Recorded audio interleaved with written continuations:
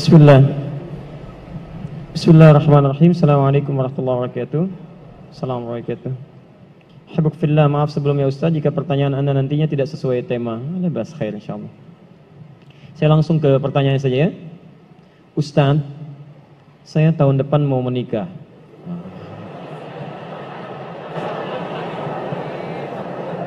Masya Allah. Selalu ada begini. Dengan seorang akhwat. Pasti seorang akhwat, nggak mungkin ikhwan. Nggak mungkin. Kalau seorang ikhwan ada yang salah dari diri antum ya. Baik, Quran surah ke-49 ayat 13. Ya ayyuhan nasu inna khalaqnakum min dzakarin wa untha. Hei manusia, kami ciptakan kalian pasangannya laki-laki dengan perempuan. Ya, laki-laki disebut dengan ikhwan, perempuan disebut dengan akhwat. Jadi kalau antum ikhwat pasti pasangannya akhwat ya. Allah menciptakan Adam dengan Hawa, bukan Adam dengan Adam, ya, beda. Baik. Orang tua sudah setuju, alhamdulillah. Qadar Allah beberapa hari lalu ia memberi kabar bahwa ia sudah menerima lamaran ikhwan lain. Masya Allah. Baik, nasib. Padahal Ana sudah sabar menunggu dia selama 4 tahun. Masya Allah. Baik, luar biasa. Kita sudah capek-capek hampir 2 jam mendapatkan cahaya, antum jadi meredup lagi. Masya Allah. Saya sabar menunggu dia selama 4 tahun tanpa komunikasi. Ini masalahnya. Beri saya nasihat Ustadz agar saya bisa melupakan dia, agar Ana bisa fokus kembali. Allahu Akbar. Agar saya bisa fokus kembali menghafal Al-Quran dan hadis. Ini ujiannya. Jadi pertanyaan saya, antum pengen menghafal Quran dan hadis atau pengen menikah? Baik. Quran surah ke-57 Al-Hadid ayat ke-22. Quran surah ke-2 Al-Baqarah ayat 286. Quran surah ke-3 Ali Imran ayat 142, posisi paling kiri sebelah atas. Taib. Saya mulai dari Quran surah Al-Hadid surah 57 ayat 22. Ma asaba min musibatin. Tidak pernah ditetapkan satu kejadian. Awas hati-hati. Di bumi fil ardi wala fi anfusikum, atau menimpa dirimu, illa fi kitabin min qabli an nabraha, kecuali semua itu telah tertuliskan di dalam kitab sebelum semuanya nampak dalam kehidupan. Ayat ini ingin memberikan gambaran bahwa semua kejadian-kejadian yang terjadi di muka bumi ini, termasuk dalam terkait aktivitas kita, termasuk dalam pencarian jodoh kita, semuanya telah tertuliskan, diatur oleh Allah Subhanahu wa taala. Singkatnya, semua ada dalam aturan Allah.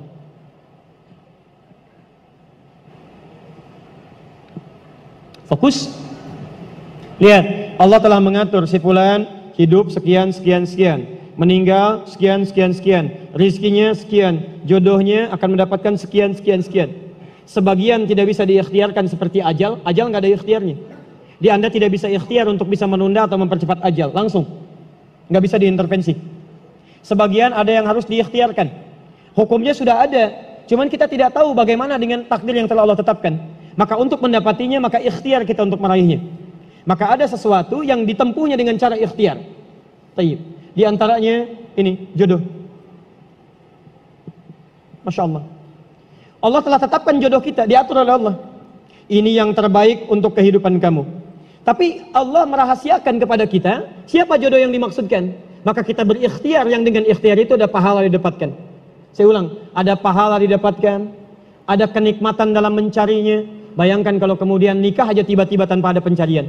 Antum gak akan pernah merasakan bagaimana nikmatnya ta'aruf, bagaimana nikmatnya mengenal, bagaimana mencari, bagaimana pahala bersabar, bagaimana nikmatnya berdoa, bagaimana istikharah dalam menentukan jodoh kita. Itu semua menghasilkan pahala dalam kehidupan kita. Maka yang pertama, lihat ketentuan Allah yang pertama, apapun ikhtiar yang telah Anda tempuh, maka semua ikhtiar ini tetap tidak akan keluar dari aturan Allah Subhanahu wa taala. Jadi kalau antum tadi sudah menunggu selama 4 tahun, tanpa komunikasi. Masya Allah. Sudah siap melamar, tiba-tiba Masya Allah dibalap oleh orang lain. Kalah. Fokus. Maka bagaimana cara memahaminya? Perhatikan. Ikhtiar yang Allah tetapkan dalam aturan yang dibuat tadi, boleh jadi tidak harus selalu menyampaikan kita pada tujuan yang kita inginkan. Karena aturan Allah itu ketika ditetapkan akan bersanding dengan maslahat bagi kehidupan kita yang menjalaninya. Ingat ini ya, ingat. Aturan Allah ketika menetapkan, fulan rezeki kamu sekian, fulan fisik kamu begini, fulan jodoh kamu si fulan, si fulanah. Ketika Anda menempuhnya dengan ikhtiar, tidak harus kemudian Anda meraihnya sesuai dengan keinginan Anda. Contoh, maaf, Anda ingin misalnya sekolahnya ke ITB, Anda ikhtiar. Juara satu. Begitu tes di ITB, tidak lulus. Lulusnya ke IAIN. Misal, harap-harap ke ITB, masuknya ke IAIN. Harap-harap ke ITB, masuknya ke UNPAD. Ketika Allah kemudian menakdirkan Anda misal, keinginan Anda ke UNPAD, keinginan Anda ke ITB, tapi kemudian tiba-tiba beloknya ke UNPAD. Bagaimana memahaminya? Perhatikan. Kadang jalan kehidupan yang telah Allah tetapkan, bukan harus menentukan hasil sesuai dengan yang Anda inginkan. Tapi Allah menetapkan sesuai dengan apa yang Anda butuhkan. Anda ingin ke ITB, tapi apa yang Anda dapatkan di ITB bukan maslahat buat kebutuhan Anda. Maka dibelokkan oleh Allah ke UNPAD supaya Anda mendapatkan apa yang Anda butuhkan dalam kehidupan Anda. Karena Allah mengabulkan apa yang Anda butuhkan, bukan apa yang Anda inginkan. Saya ulang, Allah mengabulkan hanya apa yang Anda butuhkan, bukan apa yang Anda inginkan. Ada 3 jenis cara pengabulannya. 1. Jika kebutuhan Anda sesuai dengan maslahat kehidupan Anda meminta. Maka jika keinginan Anda dalam permintaan sesuai dengan kebutuhan Anda, maka segera dikabulkan. 2. Ada yang ketika Anda memohon, Anda belum sanggup untuk mendapatinya. Nanti ketika Anda mulai sanggup, disitulah kemudian Allah berikan. Antum punya anak 5 tahun. Antum kaya, punya banyak uang, kemudian anak itu minta dibelikan motor. Dibelikan nggak?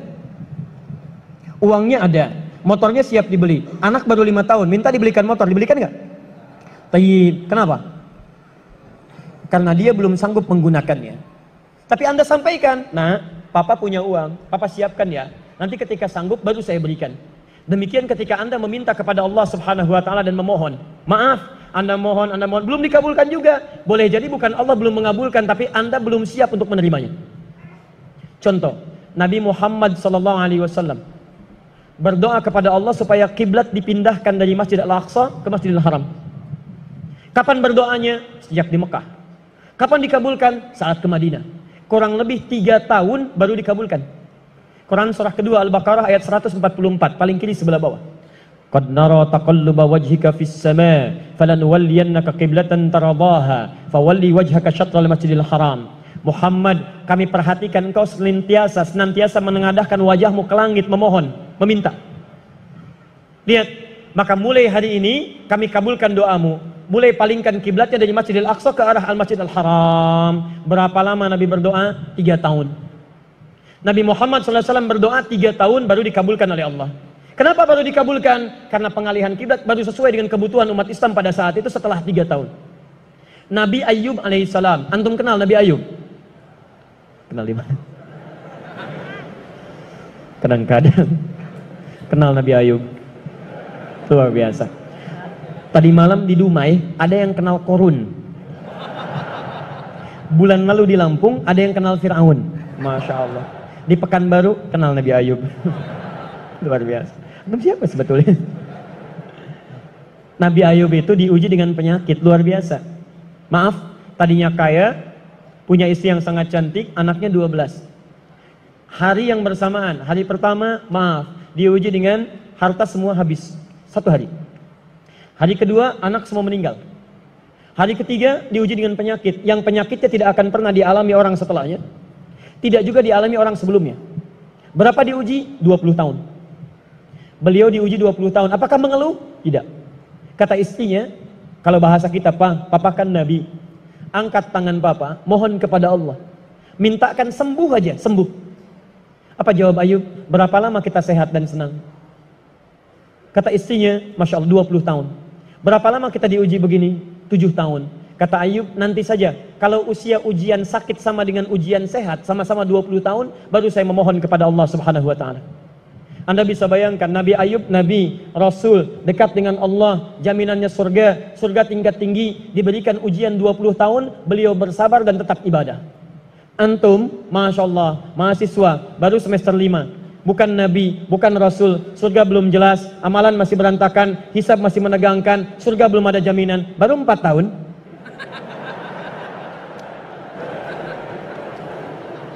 Itu yang terbaik buat antum. Yang terbaik. Jadi bukan berarti ketika Anda tidak mendapatkan dia, dunia hilang untuk Anda. Tidak. Banyak boleh jadi itu hanya titian ajaran dari Allah supaya Anda merasakan bagaimana nikmatnya ta'aruf. Supaya Anda belajar bagaimana mencari yang lebih baik lagi. Lihat kalimatnya, Quran surah ke-24 ayat 26. At-tayyibatu lit-tayyibin wat-tayyibuna lit-tayyibat al-khabithatu lil-khabithin sebelumnya wal khabithuna lil-khabithat. Yang baik akan ketemu yang baik lagi, yang kurang baik bertemu dengan yang kurang baik lagi. Menurut Anda dia yang terbaik untuk Anda, menurut Allah dia bukan yang terbaik untuk Anda. Yang untuk Anda ada yang lebih baik lagi. Anda mau menghafal Quran, Anda mau menghafal hadis, maka Allah akan kirimkan kepada Anda yang bisa menjaga Quran dan hadis Anda. Kalau dengan 4 tahun belum bisa menjadikan Anda mendapatkan yang terbaik, tunggu. Karena yang terbaik itu lebih daripada yang mulia akan mendapatkan masa yang cukup panjang. Al-Bukhari menulis hadis 16 tahun, kitabnya abadi. Orang menulis kitab 16 hari belum tentu abadi. Jadi ketika Anda diminta menunggu dalam masa yang cukup lama, sebetulnya bukan masanya yang ditunggu, tapi di balik penungguan itu bukankah di situ ada pahala? Tadi Anda katakan Anda rajin berdoa, bukankah di doa itu ada pahalanya? Anda rajin tahajud, Anda bersabar, Anda bermohon, Anda istighfar. Jadi yang diinginkan oleh Allah dalam penantian 4 tahun itu bukan Anda menikah dengan calon Anda sekarang, tapi Anda mendapatkan pahala yang berlimpah. Dan dengan pahala itu Anda siapkan Quran Anda, hadis Anda untuk membimbing pasangan Anda berikutnya. Paham sampai sini? Baik, alhamdulillah. Jadi nggak usah kecewa ya, nggak usah kecewa. Baik, yang kedua, lihat kaidahnya. Supaya kita bisa sabar. Ya, supaya bisa sabar. 2, Quran surah kedua ayat 286. La yukallifullahu nafsan illa wus'aha. Tidak mungkin Allah menguji seorang hamba kecuali dia sanggup untuk mengatasinya. Tidak mungkin Allah menguji seorang hamba kecuali dia sanggup untuk mengatasinya. Kita tolong baca kalimatnya dengan baik ya. Kalau Anda sedang punya masalah, seberat apapun itu, yakinkan kata Al-Quran, tidak mungkin masalah ini diujikan kepada Anda kecuali Anda sanggup. Jadi kalau Anda tidak sanggup, mustahil ujian ini dititipkan pada Anda. Jadi kalau Anda sekarang misal sedang punya ujian seberat apapun, itu tandanya cuman Anda yang sanggup, yang lain tidak sanggup. Makanya tidak diujikan kepada pemuda lain, cuman Anda, karena Anda yang sanggup menanggung bebannya. Orang lain mungkin sudah naik ke atas atap tuh, loncat, tidak. Anda tidak. Karena cuman Anda yang mampu, bukan orang lain. Ketika Anda mengatakan, ya Allah, kenapa mesti saya yang diuji? Kenapa mesti saya mengalami? Why me? Kata Allah, why not? Kenapa tidak? Cuman kamu yang mampu, kamu yang harus dapatkan pahalanya, yang lain tidak. Cuman Anda yang jadi pemuda yang kuat, yang lain belum tentu. Tapi nggak usah terlampau bangga, langsung pulang dari sini bikin status. Memang cuman saya yang mampu, masya Allah. Kerjaan. Ya. Yang ketiga, tetap ikhtiar. Quran surah 49 ayat ke-13. Jadi jangan sampai, maaf, ya peluang Anda tidak mendapatkan yang tadi Anda telah harapkan, menjadikan Anda putus dalam berikhtiar. Cari, masih banyak perempuan semuka bumi. Masa tidak ada yang cocok untuk Anda? Lihat, ya ayyuhan nasu inna khalaqnakum min dzakarin wa unsha wa untha wa ja'alnakum syu'uban wa qabail lita'arafu. Hei manusia, kami ciptakan engkau laki-laki, ada perempuan jodohmu. Dan kami pisahkan berbeda-beda daerah. Ya, lihat syu'ub, beda daerah, RT, RW, lurah, kecamatan, kabupaten sampai sedunia. Kalau nggak ketemu di satu RT, cari satu RW ya. Yang nanya tadi. Kalau tidak ada satu RW, cari satu kampung. Masa nggak ada yang ketemu? Boleh menikah dengan perempuan sekampung? Tidak. Masa sekampung mau dinikahi? Tidak. Batas paling maksimal 4. Sekampung tidak pilih satu dari sekampung. Sekampung mau dinikahi, masya Allah. Silakan cari, ya. Anda tadi masih kuliah kan? Silakan cari. Barangkali ketemu di kampus, ya. Boleh menikah dengan seorang anak yang sedang kuliah? Tidak sedang kuliah masa dinikahi. Pulang dulu dari situ, ya. Pulang dari kampus, baik-baik di rumah, baru nikah. Ini di kampus mau dinikahi. Ya. Cari silakan. Nggak ketemu misalnya, mohon maaf, ya satu kecamatan, kabupaten. Gak ketemu, beda provinsi. Anda orang Riau, mungkin jodoh Anda ada di Jawa. Cari, ta'aruf. Gak ada di Jawa, ada di Sumatera. Gak ada Sumatera, ada di Papua, luas. Indonesia terbentang 5.200.000 kilometer persegi luasnya. Kata Ahmad Mansur Suryanegara, pakar sejarah, dalam bukunya Api Sejarah, halaman ke-19, paragraf yang kedua, baris 1 sampai 3, paling kanan sebelah atas. Luas Indonesia itu daratnya 2 juta kilometer persegi, lautnya 3.200.000 kilometer persegi. Daratan dan lautan, masya Allah, 5.200.000 kilometer persegi. Masa nggak ketemu? Pulaunya 13.677 pulau. Itu belum termasuk Pulau Gadung dan Pulau Gebang. Ada semua. Nggak ada di Asia Tenggara, nggak ada Asia Tenggara di Asia, nggak ada Asia Amerika, nggak ada Amerika di Eropa, nggak ada Eropa di Afrika. Masa nggak ada yang cocok? Kalau tidak ada, mungkin antum ahli surga, karena itu pun jodoh antum pun bidadari surga. Masya Allah. Tapi sebelum ke surga, baiknya menikah dulu di dunia ya. Sebelum kiamat kurang 2 hari. Tuh, mic aja ada pilihan, masa antum tidak ada? Orang sudah Samarinda, antum sama dia aja. Bismillahirrahmanirrahim. Mushaf apa yang cocok untuk tahsin? Mushaf tahsin. Mushaf dibagi 3 bagian. 1, mushaf tajwid. Kedua, mushaf tafsir. Yang ketiga, mushaf tahfidz.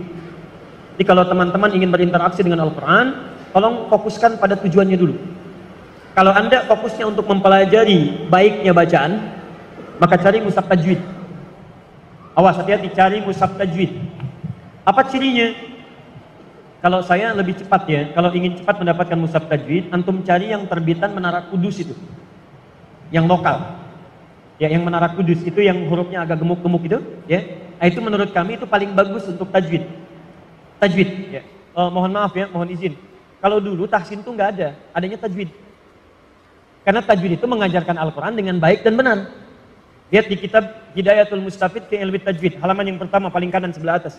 At-tajwidu lughatan al-ityanu bil jayyidi wastilahan ilmun yurafu bihi haqqahu mustahaqqahu min as-sifati wal mududi wa ghairi dzalika kat tarqiqi wa tafhimi wa nahwihima ma ghayatu ilmi tajwid ghayatuhu bulughun nihayati fi itqani latil qur'ani alamatul luqiyah min al-hadrati nabawiyyati as-sahihati wa qila ghayatu sunul lisani al khata'i fi kitabillah ta'ala. Di belajar ilmu tajwid itu adalah belajar Al-Quran supaya bisa baca Al-Quran dengan baik, dengan benar, sesuai dengan yang ditunjukkan oleh Nabi SAW. Jadi kalau antum bisa belajar dengan baik dan benar, kenapa belajar dari yang salah? Kenapa muncul ilmu tahsin? Karena ada sementara orang belajarnya salah. Makanya penting ditahsin lagi untuk diperbaiki. Jadi kalau Anda ingin belajar dengan benar, cari mushaf tajwid. Sekarang sudah banyak. Ada yang pakai, maaf ya, pakai warna itu. Ada yang warna, ada yang hijau, ada yang merah, ada yang kuning, dan diberi di bawahnya tanda wakafnya. Ya, tapi mushaf warna ini, saya tidak melarangnya, silahkan saja. Tapi kata para pakar, itu cenderung agak lambat dalam belajar. Karena ketika Anda membaca, Anda berpikir 2 kali lipat. Lihat warna ke bawah, baru simpulkan. Lihat warna, baru baca lagi. Masalahnya ketika tidak ada warnanya, itu jadi masalah. Paham? Nah, yang lebih cepat, Anda gunakan mushaf tajwid. Di antaranya, ada yang terbitan Menara Kudus. Apa keunggulannya? Kalau mushaf Madinah, mushaf Libanon, itu biasanya menggunakan tanda-tanda tajwid yang terbatas. Misal 4 atau 5 tanda saja. Al-Baqarah ayat yang keempat.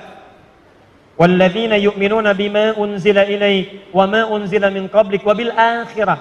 Akhirah. Tulisannya begini. Al-akhirah. Perhatikan. Kalau di pusat-pusat luar, itu ditulisnya seperti ini. Wabil akhirah. Nah, orang yang tidak pernah baca Quran sebelumnya, dia akan melihat kalau harokat fathah seperti ini, bukan fathah tegak, itu bacaannya pendek, nggak ada madnya. Maka dia akan baca keliru. Wabil akhirati hum yuqinun. Karena itu di sebagian tanda, ada yang diberikan tanda begini lagi. Ya. Nah, orang-orang di Arab, kenapa tidak menggunakan tanda seperti ini, langsung seperti ini? Karena mereka terbiasa mendengar Al-Quran. Karena terbiasa mendengarkan, maka tanda-tanda tajwidnya dicukupkan pada tanda-tanda yang umum saja. Nah, mushaf Menara Kudus itu memberikan tanda sampai spesifiknya. Jadi kalau ada yang seperti ini, langsung tandanya menggunakan bentuk seperti ini. Sehingga dibacanya ketahuan 2 harakat. Kalau ada misalnya huruf H begini, diberikan tanda waw di sininya. Supaya diketahui bahwa panjangnya bisa dibaca panjang 2 harakat. Paham sampai sini? Baik. Yang kedua ada mushaf tafsir. Ya, mushaf tafsir. Kadang-kadang dipecah. Ada yang potongan-potongan, ada yang misalnya yang terjemahan, Ada yang sampingnya ada asbabun nuzul, asbabul wurud dan sebagainya, itu mushaf tafsir. Jadi kalau Anda ingin memahami makna Al-Quran, cari mushaf tafsir. Yang ketiga, mushaf tahfidz untuk menghafal. Saya ulang, mushaf tahfidz untuk menghafal Al-Quran. Ciri paling gampangnya, cari oleh Anda mushaf-mushaf yang sampingnya itu suka ada ayat potongan pojok. Ya, misal, Alif Lam Mim, Dzalikal kitabu la raiba fi hudan lil muttaqin. Sampingnya ditulis dzalika. Alladzina walladzina, itu disebut dengan mushaf tahfidz.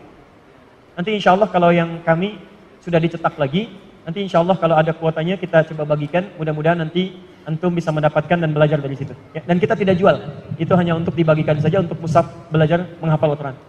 Saya mau tanya sebentar, mau hafal Quran? Mau. Saya ulang, mau hafal Quran? Mau. Yang mau boleh angkat tangan? Alhamdulillah. Saya kasih contoh cepat ya. Masih ada waktu? Masih. Wah, baik. Sebentar. Ini saya buat simulasi. Ya. Nanti kalau ada waktu yang lain, nanti kita bikin daurah untuk hafalan Quran saja. Ini bukan metode yang ditemukan oleh seseorang, bukan. Ini metode dari Quran langsung. Bagaimana Quran dihafalkan. Quran memberi petunjuk bagaimana supaya dia dihafalkan. Biasanya nanti semua penghafal Quran itu akan mengalami semua metode ini. Dan begitu dia hafal Quran, biasanya menemukan metode masing-masing sesuai dengan pengalamannya. Ya, ada metode menghafal Quran semudah tersenyum, ya. Udah senyum-senyum nggak hafal-hafal, ya kan? Baik, bukan masalah metodenya, yang salah adalah pengalaman Anda tidak sama dengan metode yang dimaksudkan. Ya. Saya beri contoh misalnya, ada yang disebut dengan at-taysir. At-taysir itu metode menghafal, saya langsung percepat ke rumus cepatnya saja, ya. Nanti teori-teorinya barangkali lain kesempatan. Lihat sini. Anda membagi kepada 6 hari, mulai dari Sabtu, Ahad, Senin, Selasa, Rabu, ya, Kamis, Jumat, khusus untuk pengajian. Perhatikan, fokus ya, pelan-pelan. Bisa. Anda hafalkan hari Sabtu, jangan banyak-banyak, 2 ayat aja dulu. Mulai dari awal. Ingat, jangan banyak-banyak, jangan tertipu oleh setan. Setan minta yang banyak-banyak, sudah banyak, lupa nanti. Mengulangnya tidak mau lagi. 2 saja dulu. Nanti Anda ulangi dalam salat-salat sunnah. Syuruk baca, rakaat pertama 1 ayat, kedua 1 ayat. Salat duha baca lagi. Rawatib 12 rakaat baca lagi. Puncaknya saat tahajud Anda baca kembali. Rakaat pertama baca ayat pertama, kedua ayat yang kedua. Hari Ahad misalnya, tambah kemudian 1 ayat. 2 tambah 1 berapa?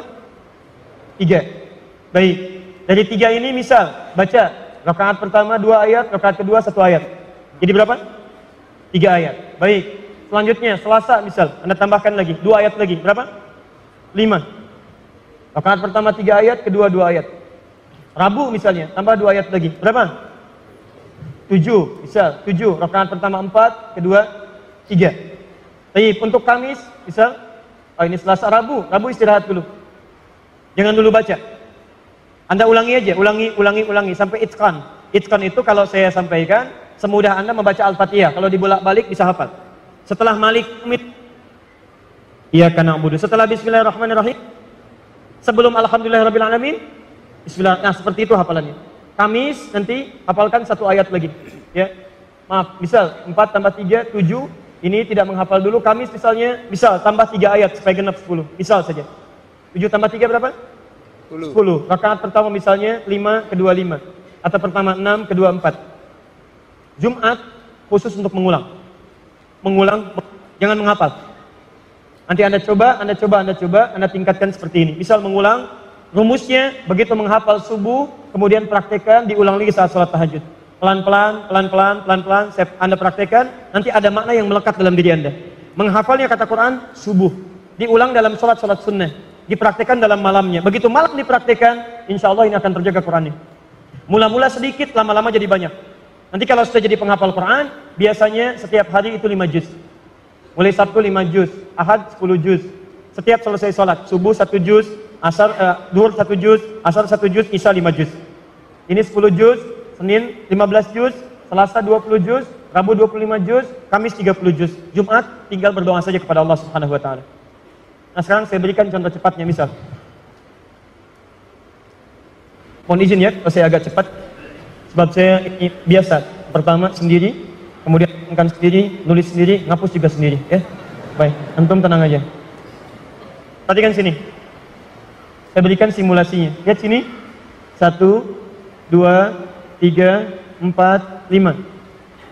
Lihat saya ajarkan cara cepat bagaimana menghafal Al-Quran dengan nomornya sekaligus.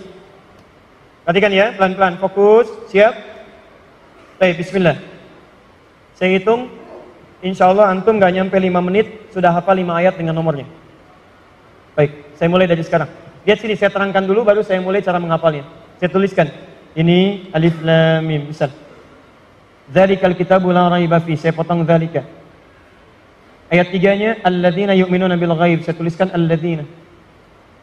Ayat 4, walladzina yu'minuna bima unzila ilaik, saya tuliskan walladzina. Ayat 5-nya ulaika ala hudam min rabbihim, saya tuliskan ulaika. Baik, sekarang perhatikan. Nomor 1 alif lam mim, 2 dzalika, 3 alladzina, 4 walladzina, 5 ulaika. Kelihatan? Baik, sekarang perhatikan cara menghafalnya. Kalau Anda ingin mulai menghafal, misal hafal kuat dari awal sampai dengan ke atasnya, maka mulai lihat dulu yang paling atas. Apa yang paling atas? Alif lam mim. Kalau saya sebutkan nomor berapa ini? Baik, kalau saya sebutkan 1, Anda sebutkan ayatnya. 1 apa? Baik, sekarang perhatikan. Kalau saya sebutkan ini 1, alif lam mim. Kemudian lihat yang selanjutnya, paling bawah 5. Apa 5? Baik, 1 apa? 5 apa? Ah, sekarang lihat. Berarti kalau ada di antara ini, itu yang pertengahan. Anda hafal awalnya, Anda hafal ujungnya. Berarti pertengahannya itu 2, 3, atau 4. Sekarang perhatikan yang mirip-mirip. 1 apa? 5 apa? Sekarang perhatikan. 3 dengan 4. 3, alladzina. 3? 3? 4, tinggal pakai wawu. Walladzina. 4 apa? Baik, 3 apa? Tinggal 2, dzalika. Baik, ulangi. 1 apa? 5 apa? 3 apa? 4 apa? Baik, 2 apa? Baik. Menghadap ke sana. Bismillah. Bismillah. 1. Alif lam mim. 5. Ulaika 3. alladzina 2. dzalika 4. walladzina. Gak nyampe semenit. Saya hapus dulu ya. Namanya siapa saya? Syekh Rashid. Syekh Rashid. Hafal Al-Quran? Insyaallah 30 juz. 30 juz. Baik. Sudah, gak usah ditanya. Alhamdulillah. Baik, untuk Syekh Rashid kami insya Allah berikan hadiah 5 juta untuk Syekh Rashid insya Allah. Baik, jazakumullah khair. Nanti kita transferkan ya. Baik, antum yang belum hafal, lihat fokus ini, saya tunjukkan.